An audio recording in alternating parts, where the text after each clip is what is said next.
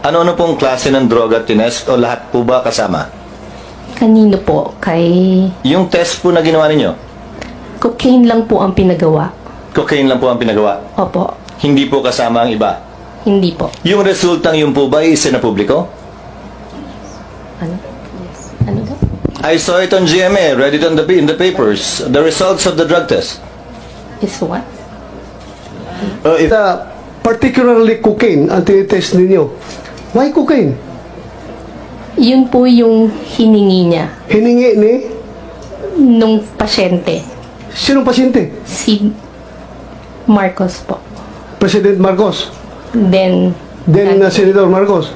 Yun ang gusto niyang hingin about cocaine. yun po lang ang So, hiningi niya. your laboratory is capable of tracing cocaine residues sa ihi ng pasyente. Yes po.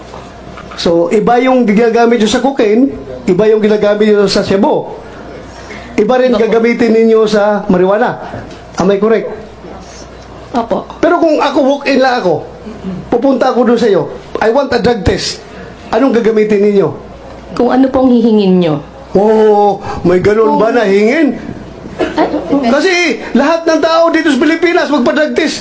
Hindi ba nagtatanong na itest nyo ako sa cocaine? Itest niyo ako sa Cebu?